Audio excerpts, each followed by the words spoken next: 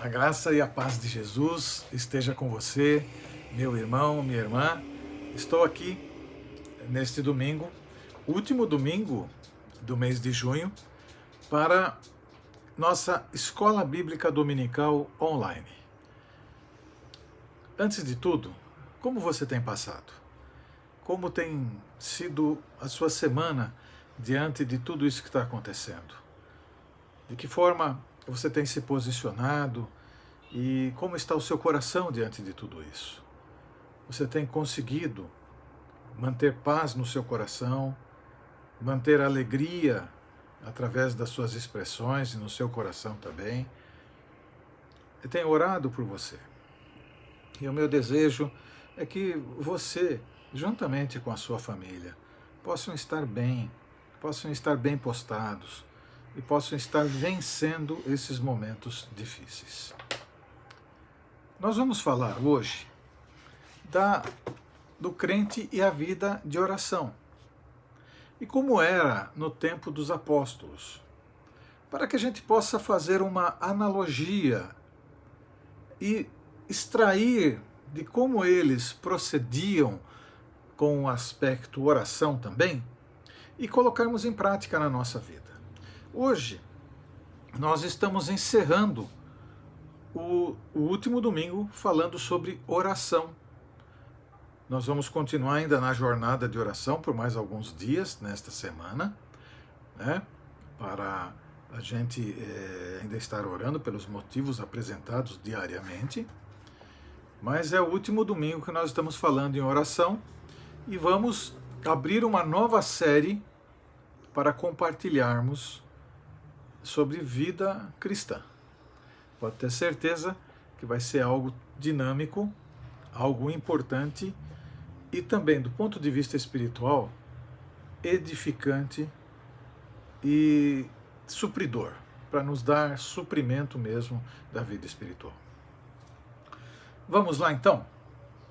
Então acompanhem comigo sobre o crente e a vida de oração. Aí está. Vou destacar hoje como era o tempo dos apóstolos e a vida de oração que eles tinham. Veja só, os crentes oravam em horários determinados. Horários determinados eles entravam em oração. Certo dia, Pedro e João estavam subindo ao templo na hora da oração, às 3 horas da tarde. Olha que interessante, se a gente observar, existia um momento pré-determinado mesmo, que eles tiravam ali para orar. Você pode e deve orar a qualquer momento que você desejar. Isso é ótimo, é importante.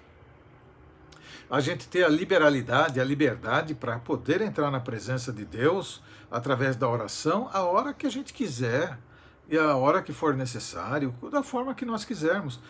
Nos foi dado esta liberdade. Mas eu e você devemos estabelecer também um horário.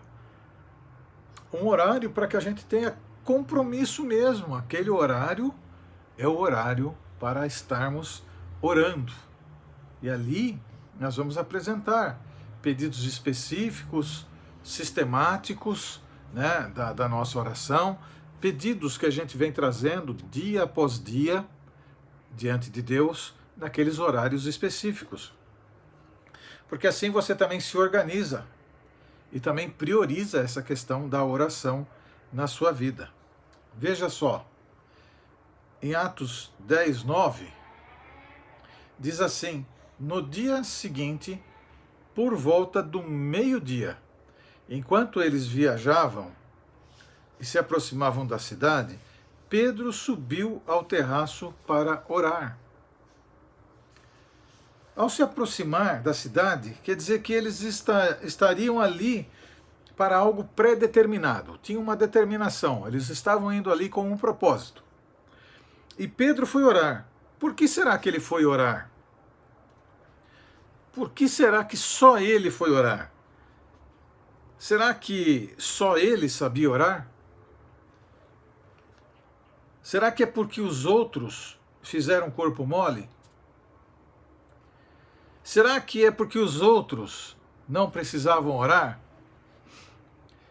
Será que era só ele que orava ao meio-dia? Ou todo mundo lá era o crente 6 horas? 6 horas aí por mim. Então Pedro vai lá e ora, o crente 6 horas. Não. Ele foi orar porque ele era o líder. Ele era o líder. E isso deixa bem claro que o líder tem a responsabilidade de estar buscando a Deus e orando por seus liderados diariamente. Isso também é uma verdade na família. Pai e mãe têm a responsabilidade de liderar bem os filhos e orar por eles. O esposo pela esposa e vice-versa. Precisamos ter isso bem claro, né?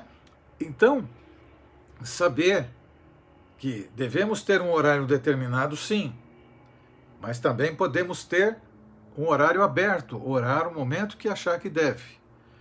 Devemos estar na presença de Deus, principalmente quando for um líder, ou então um sacerdote do lar, esposo, pai, tem que estar entrando na presença de Deus por sua esposa, por seus filhos, por todos aqueles que ele lidera naquele lar.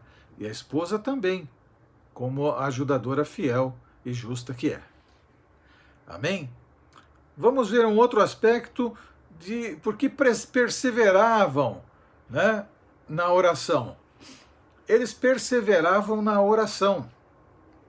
Veja só, em Atos 6, de 3 a 7, diz assim: Irmãos, escolham entre vocês 7 homens de bom testemunho, cheio do espírito e de sabedoria. Passaremos a ele esta tarefa, e nós dedicaremos à oração. Ou seja, e nos dedicaremos à oração e ao ministério da palavra. Tal proposta agradou a todos.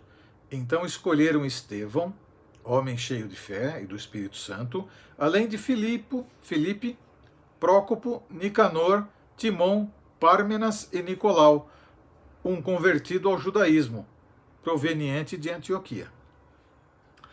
Apresentaram estes homens aos apóstolos, os quais oraram e lhes impuseram as mãos.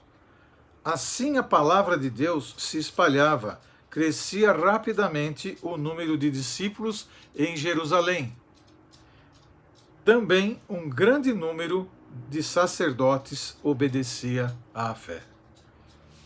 Veja só, olha que interessante.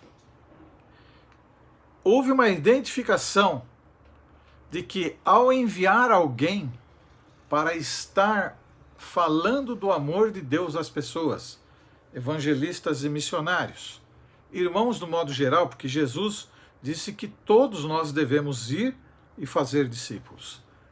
Não é verdade? Só que qual é o dever daqueles que não fazem isso ou ficam? É de orar. Porque olha só, e nos dedicaremos à oração e ao ministério da palavra, ou seja, suprir estes irmãos que estão indo evangelizar, estão indo fazer missões locais, missões regionais, missões nacionais, missões mundiais, regá-los de oração para que eles possam ser cheios do Espírito Santo, cheios da presença de Deus, revestido do poder da palavra, falar do amor de Deus às pessoas e as pessoas se converterem ao senhorio de Jesus Cristo. A oração. A oração. Ainda perseverando na oração, e eles se dedicavam ao ensino dos apóstolos, e à comunhão, ao partir do pão e às orações. Existia um compromisso muito grande em fazer com que a palavra de Deus chegasse aos corações. E para isso acontecer, buscavam a Deus em oração. E buscavam constantemente. Tinham um compromisso, unidade, engajamento na obra de Deus. E no Deus de toda a obra. Não era só na obra, mas o engajamento principal no Deus de toda a obra. Muito importante nós pararmos para analisar o quanto nós temos dedicado da nossa oração aos evangelistas e aos missionários. O quanto nós temos intercedido a Deus por aqueles que abrem mão de tudo e vão e se entregam a fazer aquilo que Jesus estaria fazendo se aqui estivesse. Precisamos pensar, perseverar em oração. Outro aspecto é que eles oravam unanimemente. Unanimemente. Veja só. Ouvindo isso, levantaram juntos a voz a Deus, dizendo: Ó soberano, tu fizestes os céus e a terra, o mar e tudo que neles há. Observe que eles levantavam juntos a voz e clamavam a Deus. Oravam unanimemente, era simultâneo. Buscavam a Deus em oração juntos para entender o que deveriam fazer, como se posicionar, qual o foco que precisavam ter e de que maneira deveriam marchar na direção daquilo que Deus estava orientando. Oravam unanimemente. Se nós pararmos verdadeiramente para orar todas as manhãs, quando toda a igreja recebe o post com os pedidos de oração, e a oração, o áudio da oração, e todos estarem ali em oração, apresentando as suas necessidades, falando com Deus, se dobrando diante do Senhor, confessando os seus pecados em primeiro lugar, agradecendo ao Senhor, fazendo as suas petições, tudo isso precedido pelo momento de louvor e adoração. Vai existir uma unanimidade apresentando orações aos pés do Senhor. Ao meio-dia, entre meio-dia e 1h, que nem sempre a oração chega a meio-dia, né? Mas entre meio-dia e 1h, né, vai estar ali um povo em oração, buscando e clamando a Deus. Às 18h, a mesma coisa. Meu irmão, minha irmã, se conecte comigo neste projeto de conversar com Deus e clamar ao Senhor, juntos, levantando a voz a Deus, declarando e reconhecendo a sua soberania e que Ele reina sobre o céu e a terra e o mar e tudo o que há. Amém? 4. Oravam esperando serem atendidos. Eles tinham convicção que iriam ser atendidos. Veja. Agora, Senhor, considera as ameaças deles e capacita os teus servos para anunciarem a tua palavra corajosamente. Estende a tua mão para curar e realizar sinais e maravilhas por meio do nome do teu santo servo Jesus. Depois de orarem, tremeu o lugar em que estavam reunidos. Todos ficaram cheios do Espírito Santo e anunciavam corajosamente a palavra de Deus. Meu irmão, todos se dedicavam à oração porque tinham convicção de que a oração era uma via de mão dupla, pois os aproximavam de Deus, mas também aproximavam Deus deles. Outra coisa que eu quero destacar é que hoje nós temos a liberdade e a liberalidade de podermos orar aonde quer que estejamos. E hoje nós temos o Espírito Santo em nosso coração, porque quando aceitamos Jesus como Senhor e Salvador, nós recebemos o Espírito Santo de Deus, o Pai, o Filho e o Espírito Santo. Então, hoje, nós temos toda a possibilidade de caminharmos cheios do Espírito Santo. Mas a nossa vida, para estar cheia do Espírito Santo, precisa estar no altar. Pecados confessados. Pecados confessados. Porque o pecado faz separação entre você e Deus. O pecado impede que você seja ouvido por Deus e impede você de ouvir a Deus. E aí, Não adianta você esperar ser atendido ou atendida. Não vai adiantar. Por isso, você e eu que temos o Espírito Santo morando em nosso coração, devemos entrar sempre na presença do Senhor, pedindo perdão, para que a área esteja limpa, para que o Espírito Santo não se entristeça em nós e para que nós possamos ouvir a Deus e ser ouvidos por Deus também. Veja só, depois de orarem, tremeu o lugar em que estavam reunidos. Sabe, essa experiência da palavra de Deus é para todos nós vivermos. Todos nós vivemos. O Senhor não faz merchandising, né, ou propaganda do seu Santo Espírito, em que precisa tremer o lugar para que a gente fique falando. Não.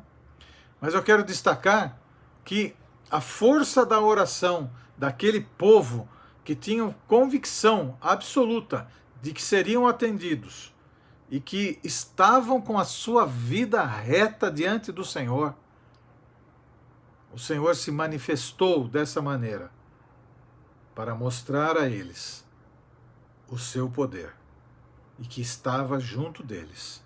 E aí eles anunciavam corajosamente a palavra de Deus. Quantos de nós não estamos nos acovardando para falar do amor de Deus? Quantos de nós muitas vezes desejamos falar do amor de Deus para uma pessoa e chegamos perto e recuamos do propósito? Quantos de nós não temos a ousadia que vem do alto para poder falar do amor de Deus? Pense sobre isso. Pense sobre isso. Oravam, mas também jejuavam. Oravam, mas também jejuavam. Vivemos num momento que parece que a história do jejum, ela não precisa mais vir à baila, não precisamos mais falar sobre isso. Isso não é verdade. A gente não pode fazer isso para ter uma troca com Deus, uma barganha. Eu dou para o Senhor um jejum e o Senhor me concede determinada coisa. Isso não é justo. E isso é tentar o Senhor. Mas jejuar para ter uma vida mais bonita diante de Deus, buscar a Deus para ter uma vida mais santa, mais íntegra, uma vida de exemplos cristãos, uma vida cheia do poder do Espírito Santo. Isso sim. Veja só.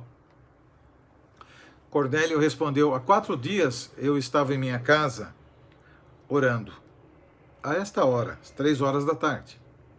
De repente colocou-se diante de mim um homem com roupas resplandecentes. Continuando. Atos 14, 23. Paulo e Barnabé designaram-lhes a presbíteros em cada igreja, tendo orado e jejuado. Eles o encomendaram ao Senhor, em quem haviam confiado. Veja só. Veja só. Eles estavam estabelecendo uma liderança. Eles estavam estabelecendo uma liderança. E eles foram fazer o quê? Paulo e Barnabé foram orar. Foram orar e jejuar. Para então recomendar ao Senhor determinados líderes que eles entendiam e tinham clareza da parte do Senhor que eram as pessoas certas para aquele lugar, naquele momento. Meu irmão, estabelecer liderança. Líderes de diversas áreas, diversos ministérios. Pastor não é para ser feito porque é bonito, porque prega bem, porque fala algumas coisas interessantes, porque tem títulos e mais títulos e mais títulos teológicos importantes. Nada disso faz a cabeça do Senhor. Mas a necessidade de orar e jejuar para poder passar as mudanças na igreja, para poder enfrentar as adversidades da igreja.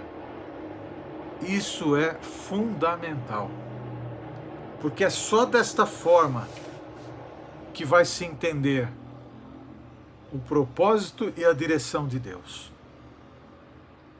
Você sabe, você que tem orado comigo nas manhãs, você sabe, nós abrimos o primeiro pedido de oração pedindo a Deus para nos dar entendimento claro da vontade dele neste momento que estamos vivendo essa pandemia.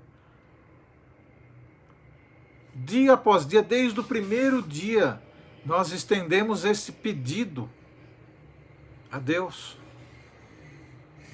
Por quê? Porque há uma necessidade grande de se entender o que de fato está acontecendo, qual é a dimensão disso e qual é a nossa parte nisso tudo. Meu irmão, minha irmã,